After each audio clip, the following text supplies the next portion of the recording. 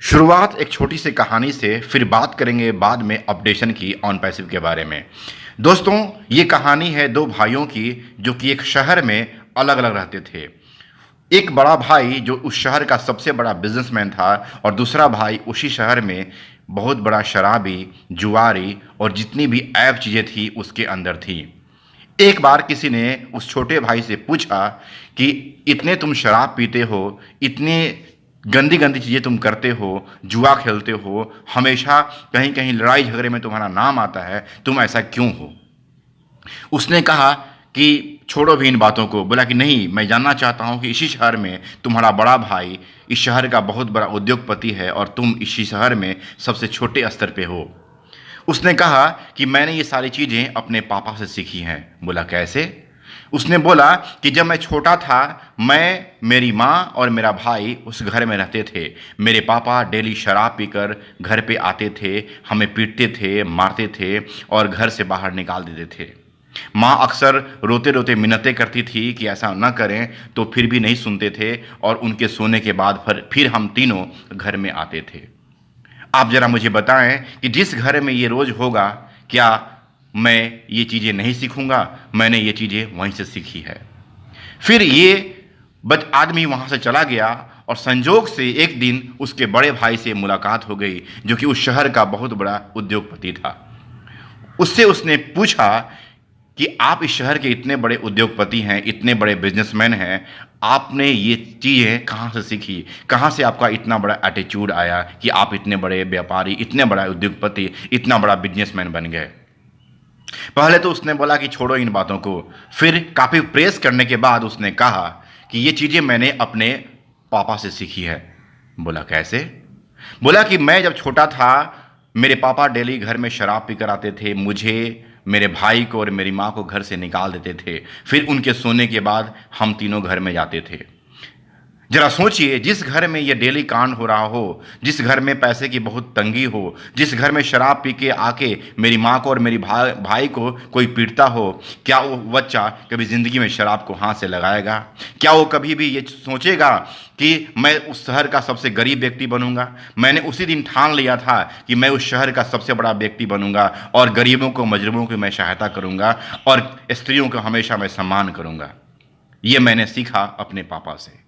जरा सोचिए, दोनों बच्चे एक ही चीज को देखकर एक ही परिवार से आगे बढ़े थे और दोनों लोगों ने एक ही चीज को देखा था, पर सोचने का नजरिया दोनों का अलग अलग था। दोस्तों, हमारा भी नजरिया ऐसा ही कभी कभी दिखता है। हमें चीज़ों को पॉजिटिव लेके चलेंगे तो हम सफल होंगे और चीज़ों को अगर नेगेटिव लेके चलेंगे तो ज़िंदगी में असफल ही होंगे।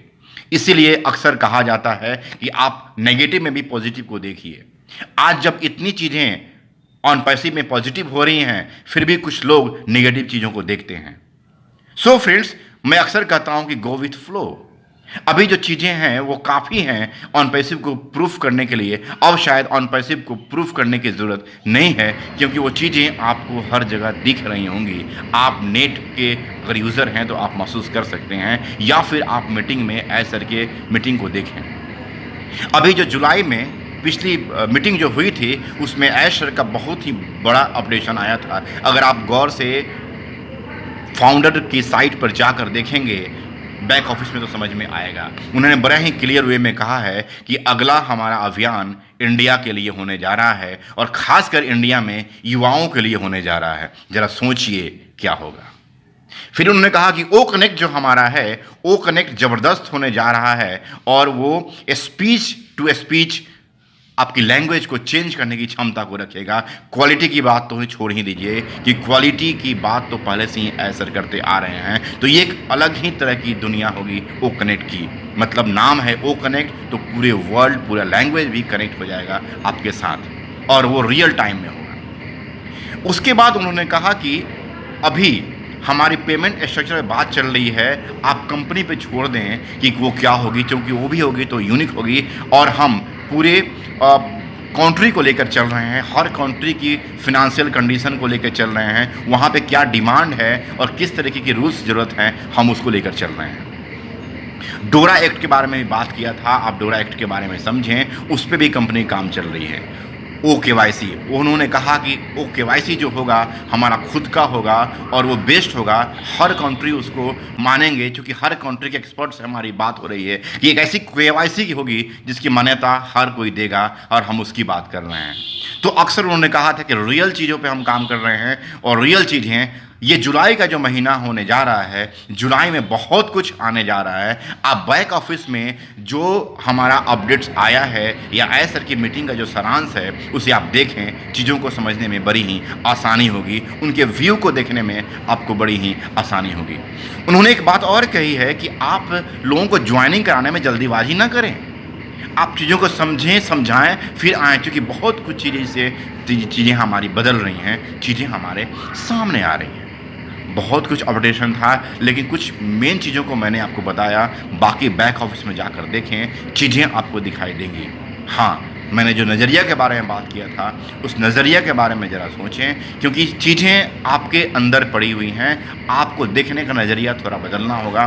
चीज़ें जो आपको प्रूफ करती हैं, उन चीज़ों को लेकर चलें।